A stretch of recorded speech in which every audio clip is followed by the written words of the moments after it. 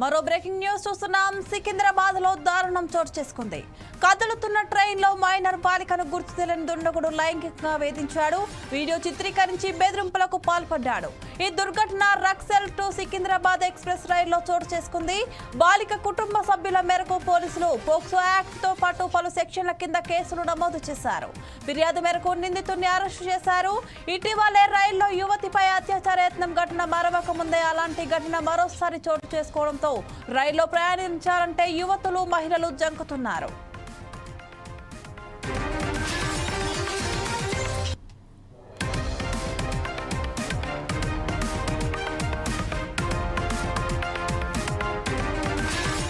ఈ నెల 2వ తేదీన ఒడిశాకు చెందిన ఓ వ్యక్తి తన భార్య పిల్లలతో కలిసి రక్సెల్ సికింద్రాబాద్ ఎక్స్ప్రెస్ రైల్లో జర్సుగూడ నుంచి సికింద్రాబాద్ కు బయలుదేరారు. రైల్లో ప్రయాణికులందరూ నిద్రపోతున్నారు. రాత్రి 2 గంటల దాటిన తర్వాత వారి పెద్ద కుమార్తె వాష్రూమ్ కు బయలుదేరింది. అదే సమయంలో ఆమెను గుర్తించిన ఓ వ్యక్తి వెనకాలే వెళ్లాడు. అదే అనుదుగా తీసుకున్నాడు. వాష్రూమ్ లోకి వెళ్లి బాలికను అరగంట పాటు లైంగికంగా వేధింపులకు గురి చేశాడు.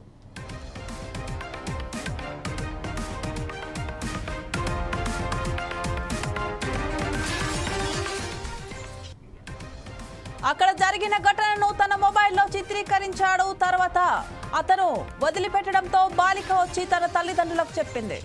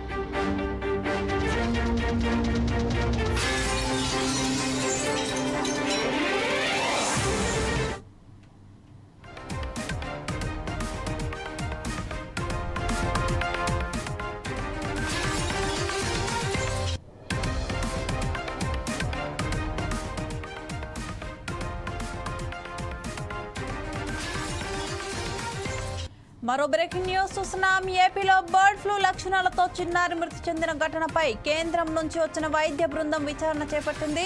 ఈ రోజు ఉదయం నరసరావుపేటకు కేంద్ర బృందం చేరుకుంది. గత నెల 16వ తేదీన నరసరావుపేటలో బర్డ్ ఫ్లూ లక్షణాలతో చిన్నారి మృతి చెందింది. తొలుత ఆమెకు మంగళగిరి ఎయిమ్స్ లో చికిత్స అందించారు. చిన్నారి మృతి చెందిన తర్వాత శాంపిల్స్ ను పూణేలోని వైరాలజీ ల్యాబ్ కు పంపారు. 4 రోజుల కిందట ఆ చిన్నారికి బర్డ్ ఫ్లూ లక్షణాలు ఉన్నట్లు నిర్ధారణ అయింది. పల్నాడు జిల్లా కలెక్టరేట్ లో కలెక్టర్ ఎమ్మెల్యే అరుణ్ బాబుతో కేంద్ర బృందం భేటీ అయింది.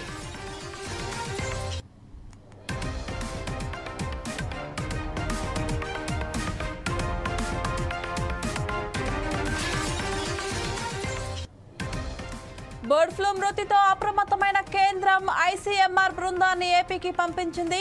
ఆ బృందం నిన్న మంగళగిరిలోని ఎయిమ్స్ లో వివరాలు సేకరించింది. బృందంలోని 4 సభ్యులు ఈ రోజు నరసరావుపేట పర్యటనకు వచ్చారు. క్షేత్రస్థాయిలో వారు పరిశీలిస్తున్నారు. సాయంత్రం చంద్రబాబును సచివాలయంలో కలిసి ఇక్కడ పరిస్థితులు వివరించనున్నారు.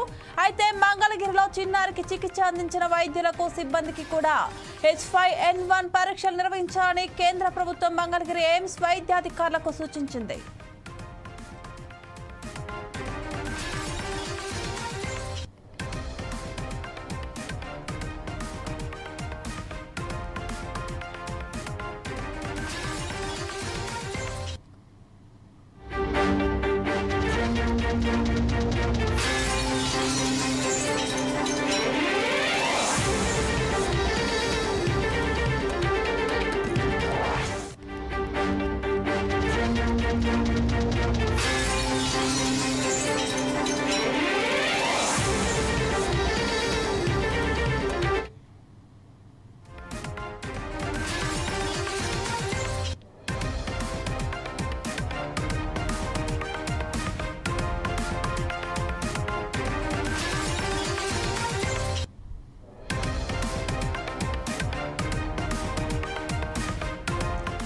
మరో బ్రేకింగ్ న్యూస్ చూస్తున్నాం. హైదరాబాద్ లోని కర్మాన్ ఘాట్ లో ప్రమాదం చోటు చేసుకుంది.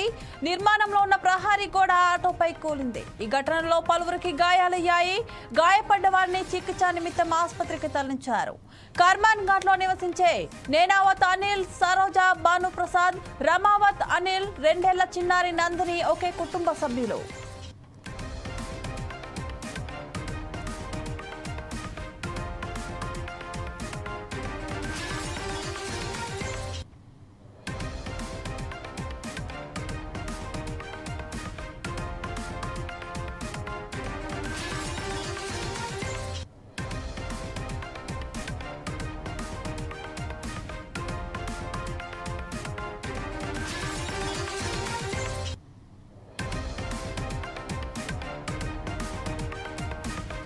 వీరు గురువారం సాయంత్రం ఎంజాల్లోని ఒక ఫంక్షన్ కు వెళ్లి తమ ఆటోలో వెళ్తుండగా నిర్మాణంలో ఉన్న ప్రహరీ గోడ ఒక్కసారిగా కూలి ఆటోపై పడింది. అందులో ప్రయాణిస్తున్న 5గురిలో సరోజా, అనిల్ కు గాయాలయ్యాయి. వీరిని స్థానిక ప్రైవేట్ ఆసుపత్రికి తరలించారు. ఘటనలో గాయపడిన బిల్డింగ్ యాజమానులు కనీసం స్పందించలేదని బాధితులు వాపోయారు. వారిపై చట్టపరమైన చర్యలు తీసుకోవాలని కుటుంబ సభ్యులు డిమాండ్ చేస్తున్నారు.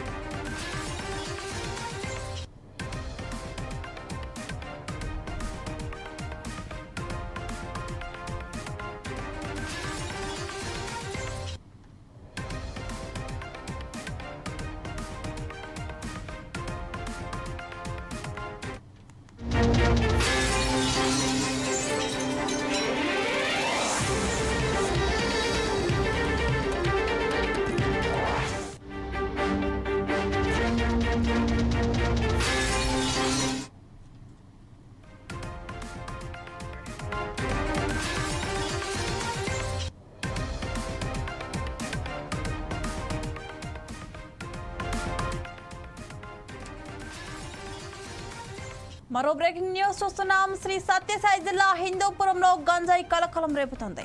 పట్టణంలో గంజాయి సరఫరా చేస్తున్న ముఠాను పోలీసులు పట్టుకున్నారు. 5గురు నిందితుల వద్ద నుంచి 2 బైకులు, 600 గ్రాముల గంజాయి స్వాధీనం చేసుకున్నారు. నిందితులు 20 నుంచి 25 సంవత్సరాలలోపు ఉన్నారని డీఎస్పీ మహేష్ తెలిపారు. జల్సాలకు అలవాటు పడి గంజాయి విక్రయిస్తున్నారని డీఎస్పీ పేర్కొన్నారు.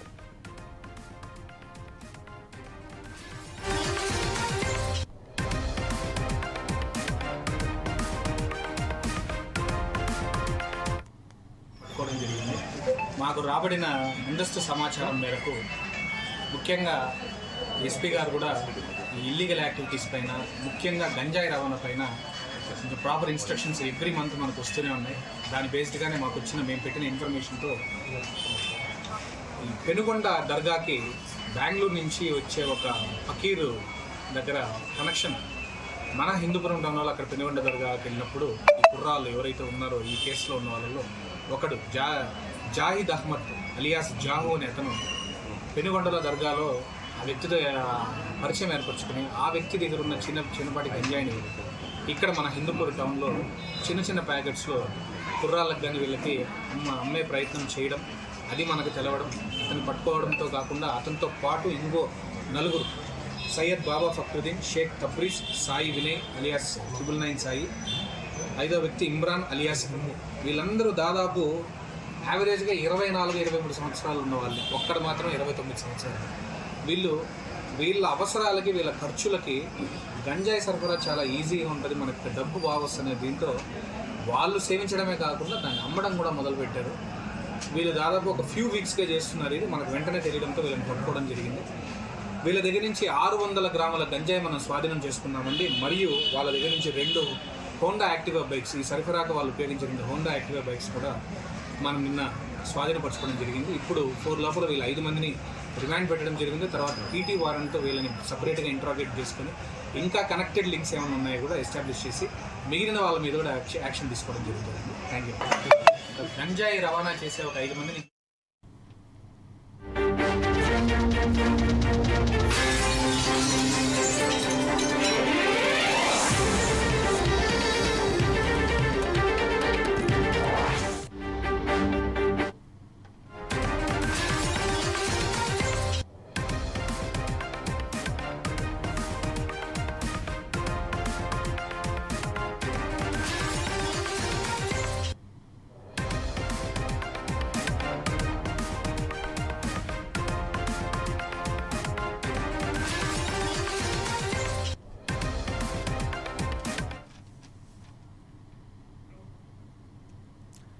మరో బ్రేకింగ్ న్యూస్ చూస్తున్నాం. హైదరాబాద్ లో గురువారం భారీ వర్షాలు కురిశాయి.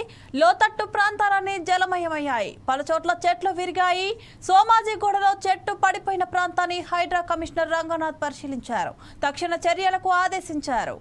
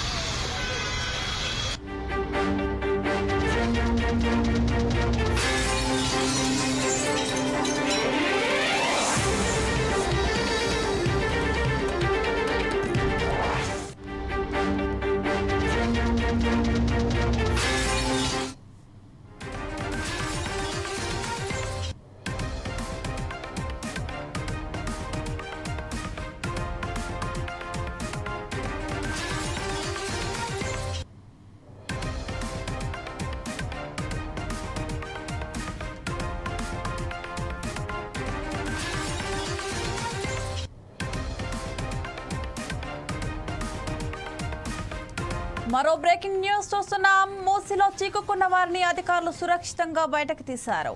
హైదరాబాద్ లో కురిసిన భారీ వర్షాలకు మూసీ నది వరద ప్రవాహం పెరిగింది. దీంతో చైతన్యపురి శివాలయం దగ్గర కూలీ పనులు చేస్తున్న 2 కూలీలు వరద ప్రవాహంలో చిక్కుకున్నారు. సమాచారం అందుకున్న రెస్క్యూ టీం వరదలో చిక్కుకున్న వారిని రోప్ సహాయంతో కాపాడారు. వరదలో చిక్కుకున్న వీరయ్య, నరేంద్రను కాపాడినందుకు స్థానికులు రెస్క్యూ అధికారులకు కృతజ్ఞతలు తెలిపారు.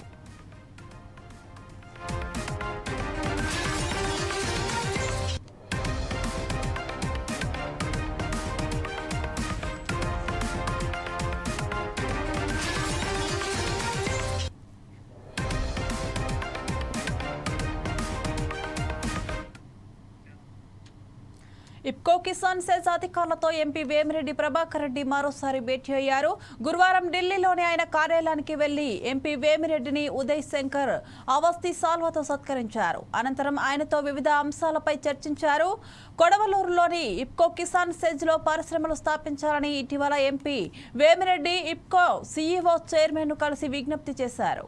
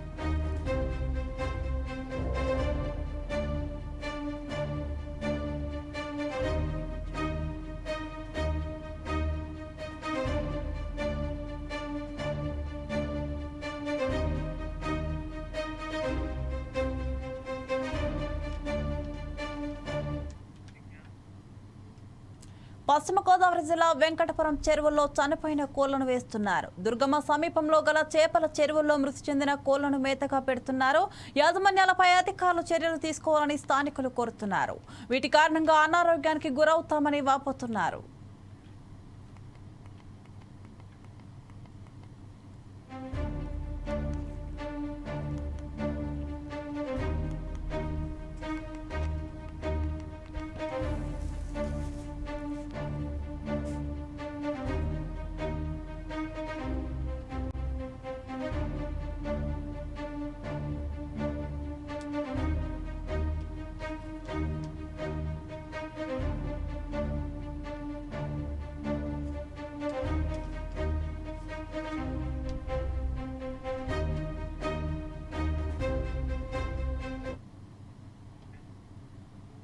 కాకినాడ జిల్లా అన్నవరంలో శ్రీరామనవమికి ఏర్పాట్లు చేస్తున్నారు. కళ్యాణోత్సవాల్లో భాగంగా గురువారం ప్రత్యేక పూజలు నిర్వహించారు. ఏర్పాట్లలో ఆలయంలో సందడి వాతావరణం నెలకొంది. ఆలయాన్ని సర్వంగా సుందరంగా తీర్చిదిద్దుతున్నారు. విద్యుత్ దీపాలతో ఆలయాన్ని అలంకరించారు.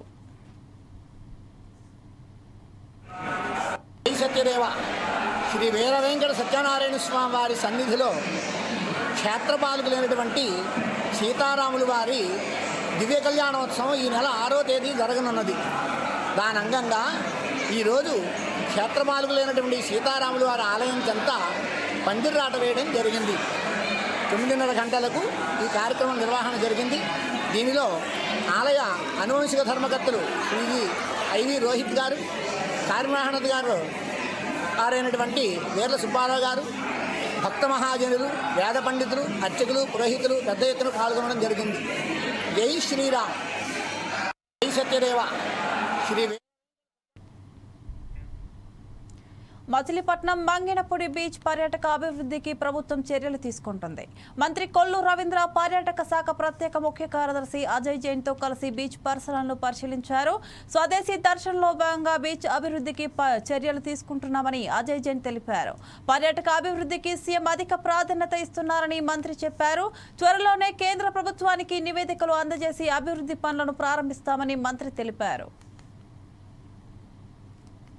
చేయడానికి ఉన్నటువంటి అవకాశాన్ని పరిశీలించడానికి ప్రిన్సిపల్ సెక్రటరీ గౌరవనీయులు అజయ్ జైన్ గారు, అలాగే జిల్లా కలెక్టర్ బాలాజీ గారు, అలాగే అధికారులందరూ కూడా రావడం జరిగింది.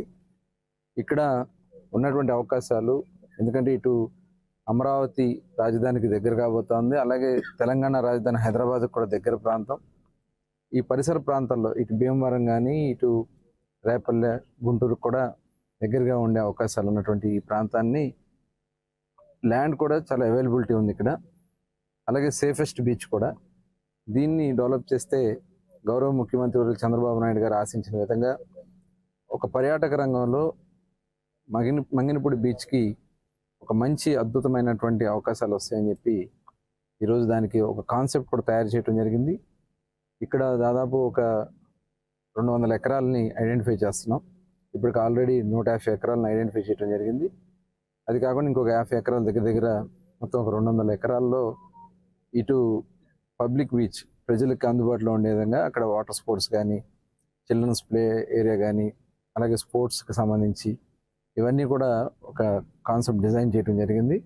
దాంతోపాటు పీపీపీలో ఫ్యూచర్లో డెవలప్ చేయడానికి ఇక్కడ రిసార్ట్స్ కానీ, అలాగే హోటల్స్, రేపు భవిష్యత్తులో వచ్చేదానికి హోటల్స్ కానీ వాళ్ళకి ల్యాండ్ అలాట్ చేయడానికి ఇక్కడ అవకాశం ఉంది. అవన్నీ కూడా డిజైన్ చేసి కేంద్ర ప్రభుత్వం స్వదేశీ దర్శన్ కింద మరి దాదాపు ఒక ఈ కాన్సెప్ట్ తయారు చేయడానికి కానీ దీనికి సంబంధించి మొత్తం కూడా ఒక 120 నుంచి 150 కోట్లు అయ్యేదానికి అవకాశం ఉంది. అవి మరి ఆంధ్రప్రదేశ్ గవర్నమెంట్ నుంచి ప్రపోజల్స్ పంపించి అక్కడి నుంచి తీసుకొచ్చే విధంగా ప్రయత్నాలు చేస్తాం. గవర్నమెంట్ ముఖ్యమంత్రి గారు శ్రీ నారా చంద్రబాబు నాయుడు గారు టూరిజం సెక్టర్ పైన ఎక్కువ ఇంపార్టెన్స్ ఇస్తున్నారు, మీ అందరికీ తెలుసు. ఎందుకంటే ఈ సెక్టర్లో మనకు అతి తక్కువ టైంలో మనం డెవలప్మెంట్ చేయడానికి అవకాశం ఉంటుంది. ప్రతి సంవత్సరం మినిమం 20% గ్రోత్ చేయాలి అనేది ఆయన టార్గెట్ ఇచ్చినారు. అదేవిధంగా ఎంప్లాయ్మెంట్ కూడా ఎక్కువ ఈ శాఖ ద్వారా వస్తుంది. కాబట్టి మనకు ముఖ్యంగా రిలీజియస్ టూరిజం ఒకటి ఆంధ్రప్రదేశ్లో, రెండోది బీచ్ టూరిజం. అందుకంటే మనకు చాలా 972 కిలోమీటర్స్ సముద్రం తీరం ఉంది, ప్రాంతం ఉంది. దీంట్లో ముఖ్యంగా మనం 9 బీచెస్ మనం ఐడెంటిఫై చేసాము ఎక్కడైతే ఎక్కువ పొటెన్షియల్ ఉంది. దీంట్లో ఇప్పటికీ శ్రీలంక బీచ్కి మీ అందరికీ తెలిసి ఉంటుంది, గవర్నమెంట్ ఆఫ్ ఇండియా వాళ్ళు స్వదేశ్ దర్శన్ కింద ఆల్మోస్ట్ 100 కోట్ల శాంక్షన్ ఇవ్వడం జరిగింది. ఇప్పుడు మన టార్గెట్ ఏమంటే ఇది సెకండ్ మనకు పొటెన్షియల్ ఉన్న బీచ్. ఎందుకంటే ఇవి హైదరాబాద్కి, విజయవాడకి, ఇటు నర్సాపూర్ లాంటి ప్రాంతంకి కూడా చాలా దగ్గర. ఈరోజు హైదరాబాద్ వాసులకి వీకెండ్ గెటవేస్ చాలామంది చూస్తున్నారు, కాబట్టి అక్కడ నుంచి చాలామంది పర్యాటకులు ఇప్పటికి వస్తున్నారు. కానీ బీచ్లో ఒక కాంప్రిహెన్సివ్ డెవలప్మెంట్ చేసి ఎందుకంటే మంచి అమ్యూనిటీస్ ఇవ్వాలి. అంబేద్కర్ కోనసీమ జిల్లా అమలాపురంలో ఇటీవల ట్రాఫిక్ రద్దీ దృష్ట్యా వంతెన నిర్మాణానికి శ్రీకారం చుట్టారు. స్థానిక ఈదరపల్లి వంతెన వద్ద రోడ్డుకు ఇరువైపులా ఉన్న ఆక్రమణలు ఎమ్మెల్యే ఆనందరావుతో కలిసి జిల్లా కలెక్టర్ మహేష్ కుమార్ పరిశీలించారు. వంతెన స్థితిగతులు, రాకపోకల అంశాలపై ఎమ్మెల్యేకి కలెక్టర్ వివరించారు. ఆక్రమణలను నిశ్చితంగా పరిశీలించి వంతెన నిర్మాణానికి అడ్డంకులను తొలగించాలని ఆదేశించారు. వచ్చే నెలలో నూతన వంతెన నిర్మాణాన్ని 2 కోట్ల అంచనా వ్యయంతో ప్రారంభించనున్నట్లు కలెక్టర్ తెలిపారు.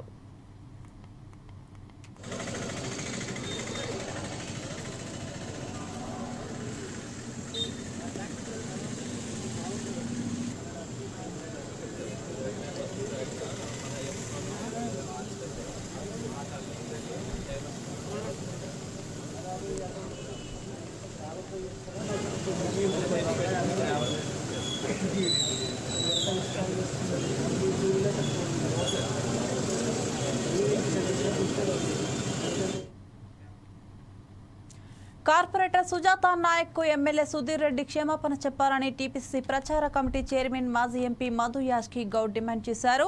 కార్పొరేటర్ పై ఎమ్మెల్యే చేసిన వ్యాఖ్యలు సరికాదని ఆయన అన్నారు.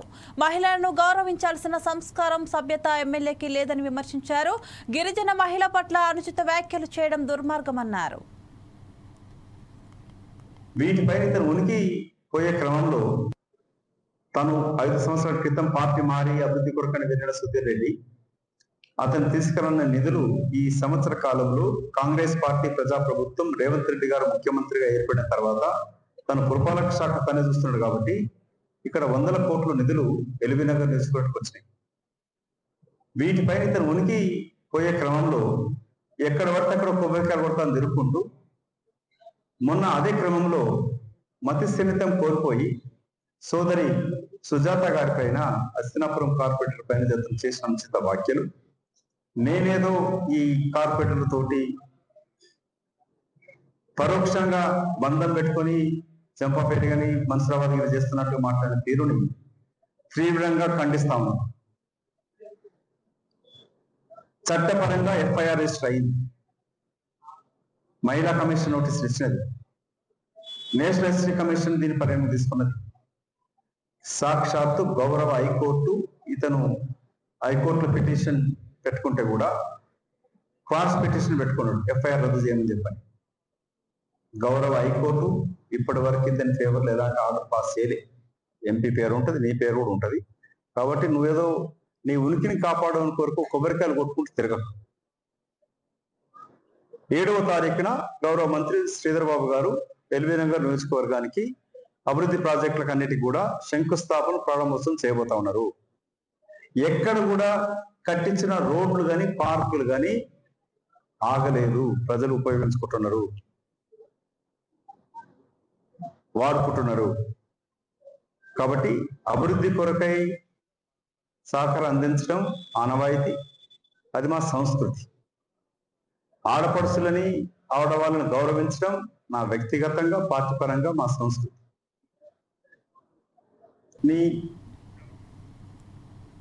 శ్రీ సత్యసాయి జిల్లా కాటారపల్లిలో శ్రీ యోగి వేమన బ్రహ్మోత్సవాలు ఘనంగా జరుగుతున్నాయి. బ్రహ్మోత్సవాల నేపథ్యంలో భక్తుల రద్దీ నెలకొంది. ఏర్పాట్లను పోలీసులు పరిశీలించారు.